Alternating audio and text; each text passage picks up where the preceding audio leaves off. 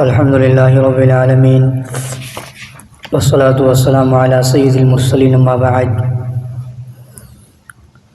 باب کراہیت تعلیق الجرس فی البعیر وغیرہ من الدواب وکراہیت استصحاب الکلب والجرس فی السفر، اونٹ یا دیگر جانوروں کی گردن میں گھنٹی لٹکانے اور سفر میں کتے اور گھنٹی کو ساتھ رکھنے کی کراہت کا بیان۔ عن ابی ہریرہ رضی اللہ عنہ قال قال رسول اللہ صلی اللہ علیہ وسلم لا تصحب الملائکۃ رفقۃ فیہا کلب او جرس، رواہ مسلم۔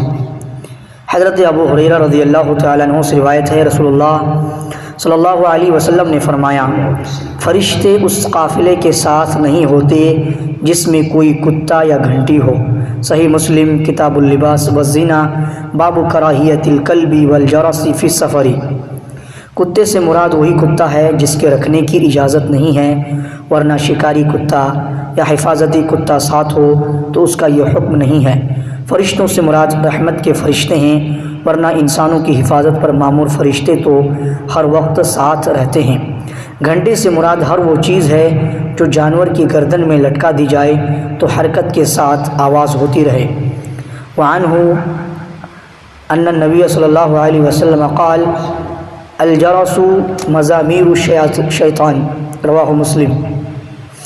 حضرت ابو ہریرہ رضی اللہ تعالی عنہ ہی سے روایت ہے کہ نبی کریم صلی اللہ علیہ وسلم نے فرمایا، گھنٹی یا گھنگرو وغیرہ شیطان کے باجے ہیں۔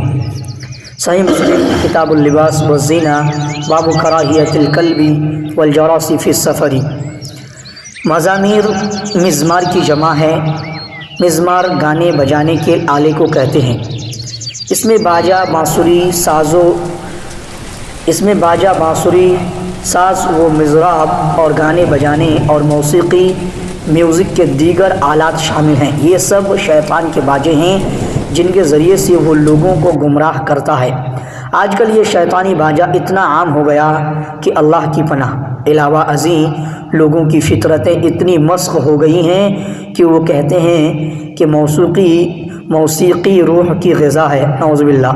جن کی روحیں شیطان کے قبضہ و تصرف میں ہیں، ان شیطانی روحوں کی غذا یقیناً موسیقی اور گانا بجانا ہی ہو سکتا ہے، اس لیے کہ گندگی میں رہنے والے کو گندگی اس طرح راس آ جاتی ہے کہ پھر گندگی کے بغیر اس کا گزارا ہی نہیں ہوتا، اعاذنا اللہ منہ۔